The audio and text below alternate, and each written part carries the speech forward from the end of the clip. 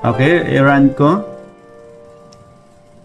Pero, as you can see sa support condition, nag-adjust pa ako rito para mahaba, hindi ma-hide yung ano, yung ibang option.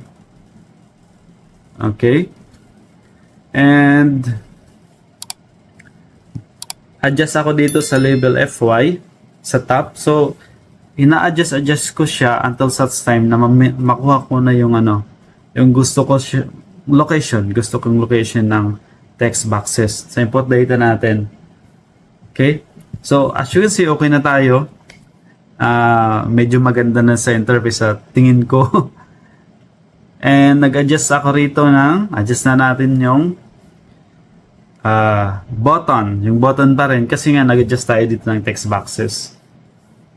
And sa left naman, yun. So, ang ano naman ang process, pro pares lang to guys.